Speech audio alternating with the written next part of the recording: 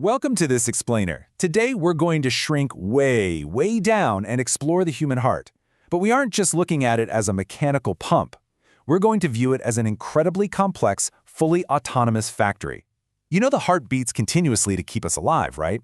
But when you zoom into the microscopic and even submicroscopic levels, it reveals this extraordinary world. We're talking highly specialized cells, intricate molecular engines, and dedicated power grids. So, we're going to look closely at some really groundbreaking recent discoveries about how this factory builds itself, powers its machinery, and actually attempts to repair its own wear and tear. Let's get into it. Here is our roadmap for today. We'll be looking at 1. The heart's structural foundation. 2. Epicardium and endocardium layers. 3. Telecytes, the cellular network. 4. The contractile engine. And 5. Powering the heartbeat. Section 1. The heart's structural foundation, the framework. Okay, so everyone knows that our heart valves can occasionally fail, and we often hear about people needing them repaired or replaced. But have you ever actually wondered what these crucial biological doors are built from? They aren't just solid, simple flaps of tissue. They are highly engineered structures that have to withstand immense pressure, literally millions of times over a lifetime. Inside a valve is a completely organized connective tissue structure, and it's populated by these quiescent fibroblasts, which are known as valve interstitial cells. These cells essentially just live quietly inside the valve and keep it functioning smoothly. And the structure itself isn't just one uniform mass. It actually relies on a trilaminar or three-layered setup to give it the absolute perfect balance of physical properties. Think of the fibrosa layer as the steel beams. It's a collagen-rich core derived from the heart's fibrous skeleton that provides the ultimate strength. Next, you have the spongiosa, which is a loose layer filled with proteoglycans acting as the ultimate shock absorber every single time the valve snaps shut. And finally, the ventricularis, or atrialis, depending on which valve we're talking about, is packed with these radially arranged elastic fibers for flexibility. Together, these three distinct layers guarantee the perfect balance of strength, shock absorption, and flexibility during every single heartbeat. Section 2. Epicardium and endocardium layers, inner and outer walls. The epicardium, which is the outermost layer of the heart wall, is definitely not just some passive plastic wrapper. It's composed of a specialized mesothelium. It has these cuboidal cells that are absolutely packed with organelles, like mitochondria and the Golgi apparatus. And they aren't just sitting there doing nothing. They are actively secreting glycosaminoglycans and lubricant surfactants. Much like oil in a car engine, this creates a non-adhesive surface so your heart can beat vigorously without creating any friction against the surrounding structures in your chest. But here is the truly wild part, and it lies in the inner layer, the endocardium. We recently discovered that this inner lining actually sheds these incredible cells known as circulating multipotent stem cells, or CIMS for short. Researchers have isolated these from human peripheral blood and traced their origin right back to the endocardial cells. What's so amazing is that in a lab setting, these cells have the capability to differentiate into 3 germ layers. That holds massive, massive potential for regenerative medicine. Just imagine a future where we can harness these easily accessible, multipotent stem cells straight from your own blood to repair a damaged heart. Moving to Section 3. Telecytes, the cellular network. Get this, discovered just 2 decades ago, back in 2005, telecytes are these really unique stromal cells that build intricate networks around the hard muscle cells. They do this by wrapping them in these incredibly thin, long extensions called telepodes. These extensions can range in length from tens to even hundreds of micrometers, but they are astonishingly thin. Because of their tiny size, they were completely hidden from standard microscopic staining procedures for centuries. We literally just didn't see them. So the really crucial thing here is their unique shape.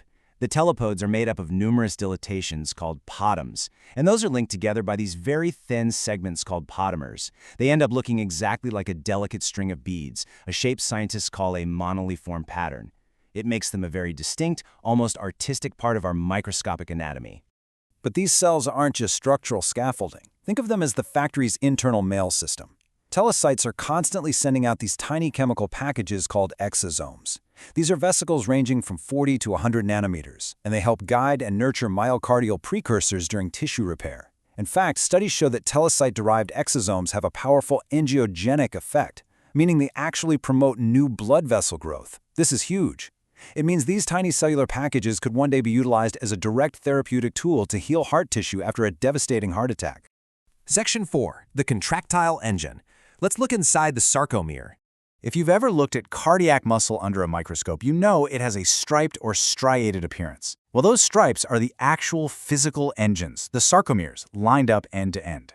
This appearance is driven by alternating bands of proteins. You have the thin, light isotropic bands made of actin, and you have the thick, dark, anisotropic bands made of myosin. A heart contraction is literally just thousands of these tiny, thick myosin heads grabbing onto the thin actin filaments and pulling. It creates this sliding action that violently shortens the muscle, beat after beat after beat. Now, why does this microscopic detail matter to you? Well, think about the number 2 to 4. When someone visits the emergency room with severe chest pain, doctors immediately draw blood to look for a specific protein called troponin. Troponin is a regulatory protein that normally lives deep inside this microscopic engine, regulating that actin and myosin interaction. But if a heart attack damages the heart muscle cells, the cells break open and troponin leaks out into the bloodstream within just 2 to 4 hours. It is the ultimate microscopic distress signal. Furthermore, these engines rely on accessory proteins just to hold everything together. Take titin, for example. It is actually the largest protein in the entire human body, and it acts like a giant molecular spring to prevent the sarcomere from overstretching. If the genes responsible for titin, or another protein called cardiac myosin binding protein C, are genetically flawed, the entire factory floor goes completely haywire. These microscopic mutations are a major cause of familial dilated and hypertrophic cardiomyopathy, which are conditions where the heart dangerously enlarges or thickens. It proves exactly why understanding this microscopic architecture matters so fundamentally to our everyday health and survival. Section 5. Powering the heartbeat, energy, and timings. Okay, let's look at how the actual signal to contract gets delivered. The T-tubules are these deep invaginations of the cell membrane that plunge right down into the heart of the cell, wrapping around every single myofibril. They pair up with the sarcoplasmic reticulum, which is the cell's internal calcium storage vault. Together, they act as this highly coordinated electrical and chemical grid. When an electrical pulse travels down the T-tubule, it triggers the sarcoplasmic reticulum to release massive amounts of calcium instantly.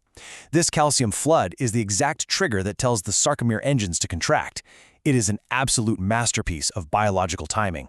But pulling all those microscopic myosin levers, that requires raw energy and lots of it. Providing that energy are the mitochondria. Because the heart never ever gets to rest, these microscopic power plants are packed in so incredibly tight, taking up a staggering 40% of the entire heart cell's volume. And to stay healthy and keep up with that constant demand, these mitochondria rely on a very delicate dynamic balance of splitting apart, which is called fission, and merging together, which is called fusion.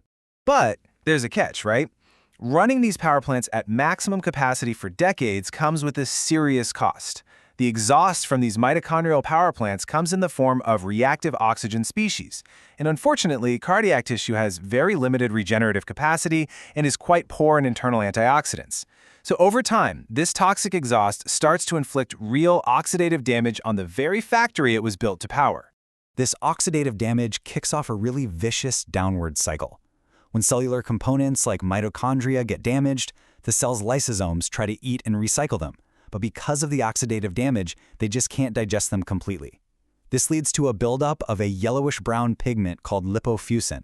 It is basically microscopic cellular trash that the heart can no longer properly recycle, and it just clogs up the factory floor. Ultimately, this tiny, microscopic accumulation of damage, the fragmentation of mitochondria, and the buildup of lipofusin, it translates directly to the macroscopic level. It causes the aging heart to gradually lose its mechanical pumping power, its contractility over a lifetime. This is the fundamental cellular basis of exactly why our cardiovascular system ages.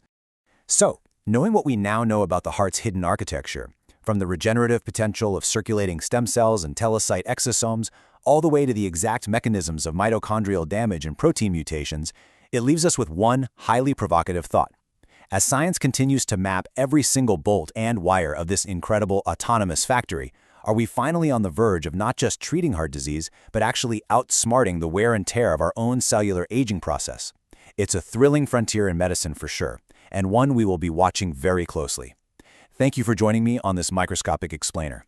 Stay curious and keep exploring.